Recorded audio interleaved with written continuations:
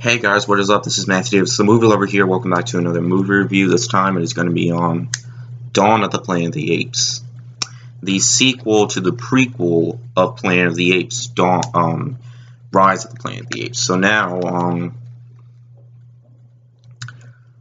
let me just start by saying I was going to see this in the theaters in 2014, but I didn't. I don't know why, but I will say, after watching it again, I got more pissed off. You wanna know why? Because this experience would have been a lot better if I saw it in the theater, but I didn't. And I regret that, but don't worry. I'm just gonna try to calm down. I still have War for the Planet of the Apes to look forward to, so let me get into it. So, after the events of Rise of the Planet of the Apes, basically apes take over now. Not entirely. Apes have their own home now, but the town is pretty much messed up after what happened, in the events near the end of Rise of the Planet of the Apes. And basically Caesar leads the apes now. He basically, because, he was raised by the humans. He was raised by humans, and pretty much, he is in a mixed bag with the humans. He doesn't know which ones are good or bad, and basically he just wants to try. He doesn't want to hurt the humans. He just wants to get the humans away from them, because what he wants to do is he wants to try to protect his home because he doesn't want any of his race getting hurt just like before. And of course humans come in. Some of them aren't trying to invade their home. They think they're in harm to them. So pretty much what happens is, you got these new characters that come in, and pretty much the main villain of this movie is actually an ape.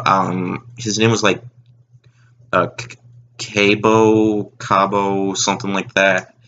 And pretty much he's fully against the humans in this movie. And pretty much what I like about this movie a lot more is it has a much better story, and it has much more power to it, because after, this gives us answers to what happened in Rise of the Planet of the Apes.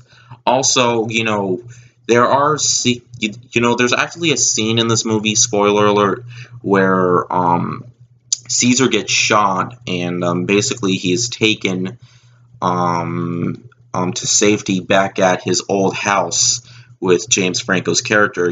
There's a picture frame there, and pretty much the entire town is gone basically into war now, except Caesar doesn't want to go into war because, like I said before, there's a lot of drama, there's a lot of action, and it certainly has more powerful emotions to it, just like, except, where the first film was more dramatic and had more powerful action near the end of the film, this movie does it in a more darker tone. This movie has a little bit more of a darker tone, and it has, Caesar gives more, you see the apes most throughout the film, and most of them basically talk through sign, like in Rise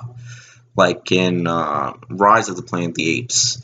And sometimes they communicate with signs, sometimes they communicate in speaking and stuff like that, but really. And I just have to ask, why hasn't Andy Serkis get nominated for an Oscar yet? That's what everybody wants to know.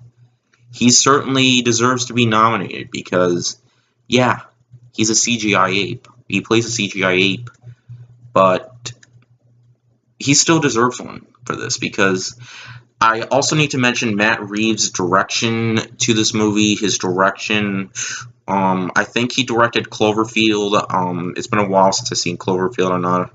I think he did.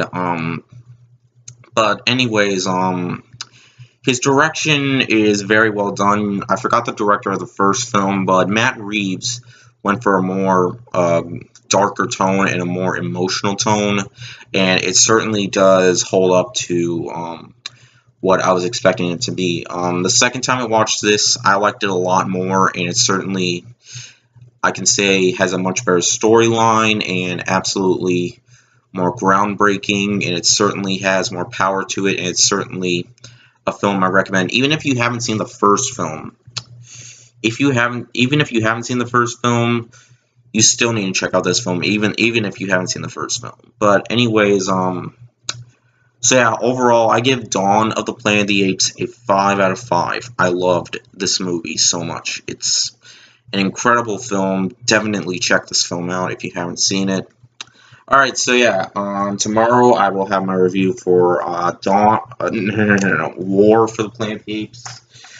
I'm sorry, my mind's all messed up right now. But anyways, I hope you guys enjoyed this video, and I'll see you guys later. Word out.